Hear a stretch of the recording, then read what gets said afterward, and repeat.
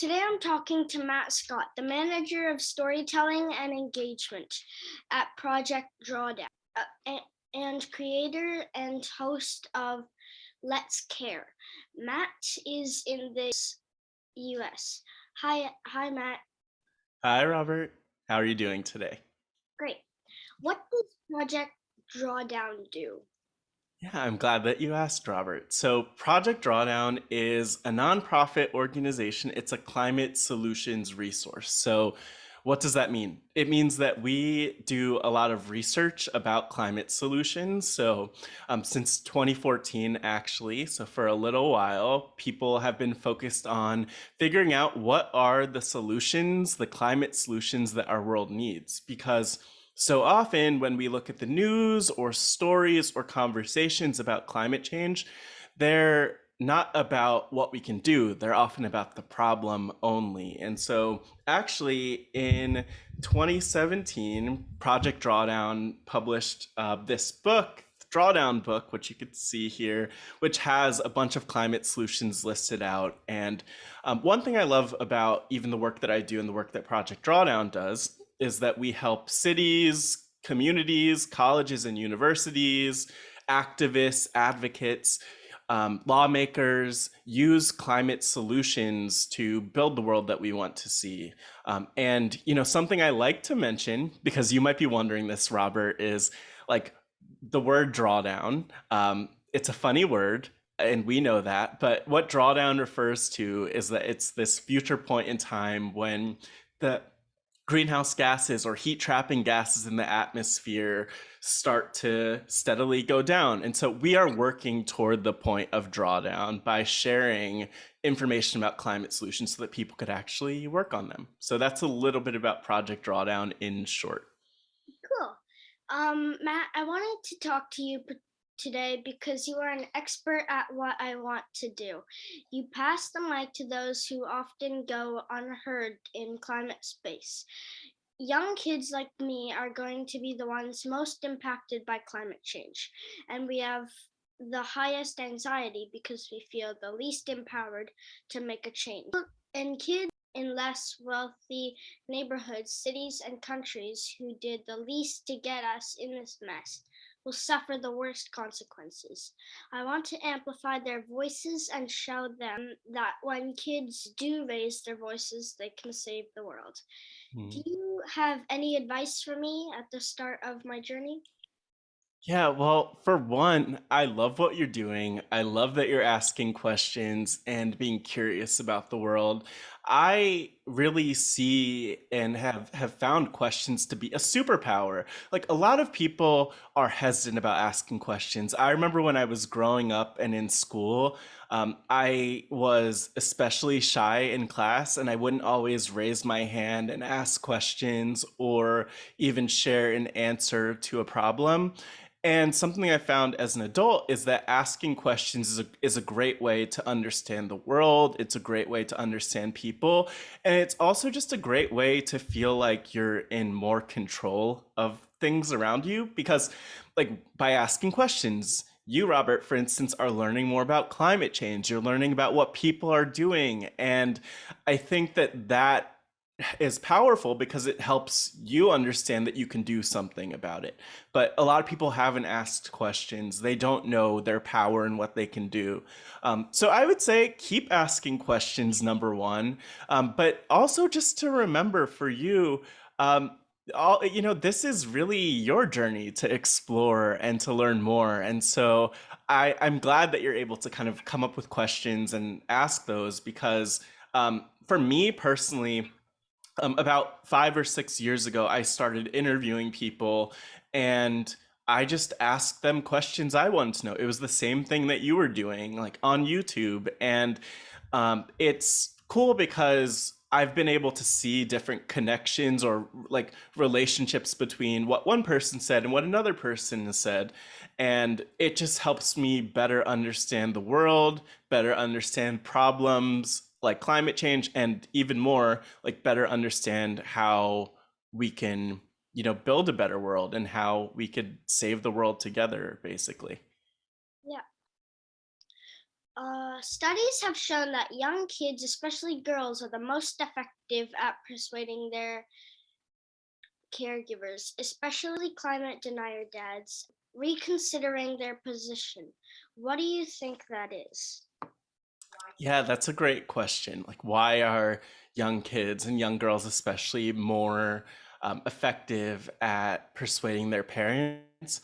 And I think that, well, I think there are a few reasons for this, but one of them is that, I think of my mom, for example. I have a nephew. So my mom is a grandmother to my nephew who's only 3 years old, and I noticed that once he was born, she really started to care or be a lot more conscious of, her own role when it came to the environment. She always believed in climate change and was aware of it, but wouldn't always take action in line with that. And so I think that there's something about one, just realizing that your kids, like you said earlier, Robert, your kids will be the ones to experience climate change the most because just like I do, how urgent the problem is. But the other thing I think is that when you are, I'm not a parent, but I think that when people are, when someone's a parent, you're raising your child and you're like almost, you're raising them with certain beliefs and to look at the world in a certain way. And so when your kid who you have raised comes to you and tells you that you're wrong, I think that sometimes gets through to parents a little bit differently, especially those climate denier dads.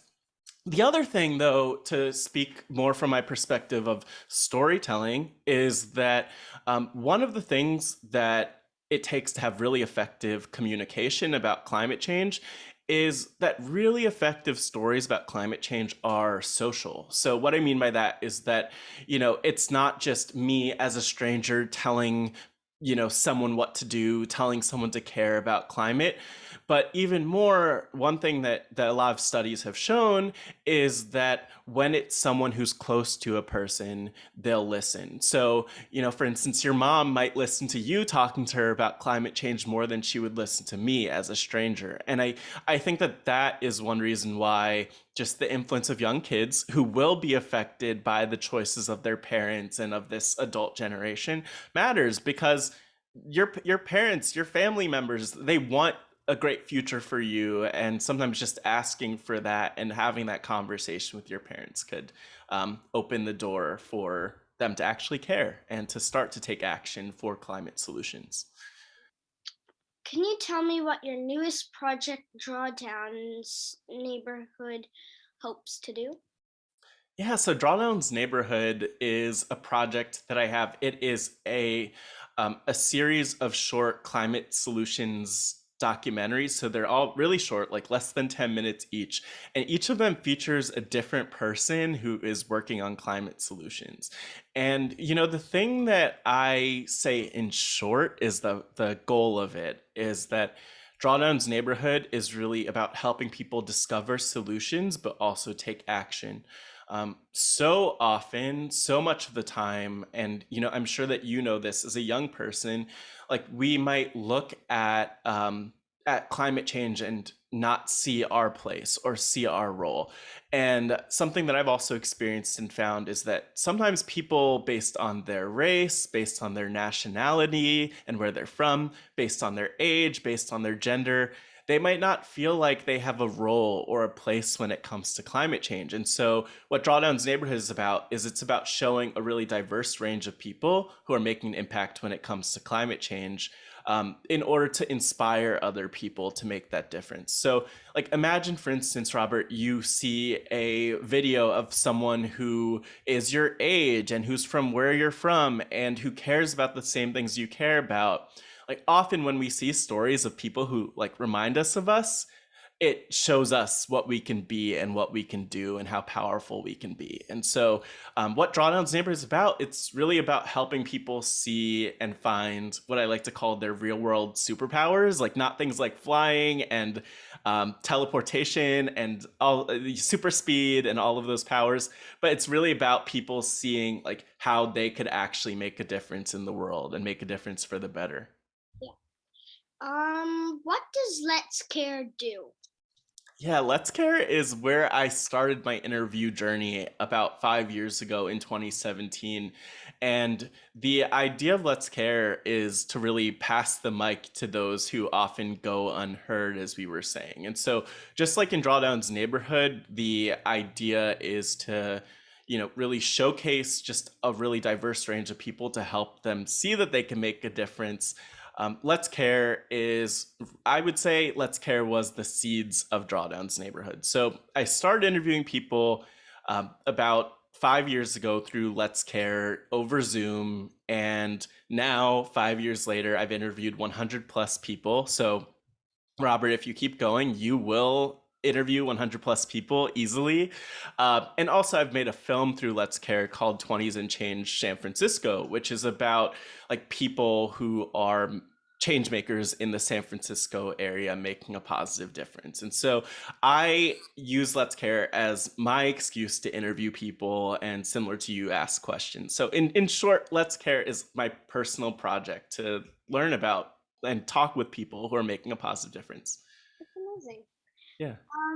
What do you think the number one thing kids could do to help stop climate change? I think the number one thing that kids could do to stop climate change, number one, there are actually a few things that kids can do, but the first thing I would say is to ask questions. And I actually think that's not only for kids. I think adults too should ask more questions, because when you start to ask questions, like, none of us has all the answers to any problem, but when you start to ask questions, you learn more and you get other people to start talking about climate change, which is important. I mean, so often we aren't talking about climate change, and a lot of the time we're not talking about climate solutions. And so I think, just asking questions and getting the conversation started is really powerful. But the other thing I would say when it comes to kids is that, you know, like, there's kids have so much power to make a difference. And I remember when I was a kid that I didn't even really know that I could make a difference the way that I know that that kids can now. And so I would just say to not think that you're never too young to make a difference. You're never too young to do something about climate change. You're never too young to inspire your parent or a family member or a friend to do something. So yeah, it not only ask questions is one piece of advice, but also know your power and know that you can actually make a difference in the world and can do something about climate change. Yeah. What do you wish everyone knew about climate change?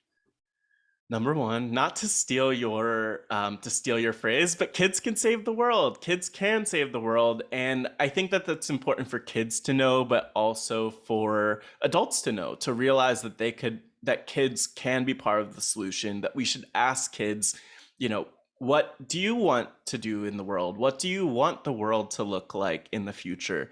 How would you like to help stop climate change?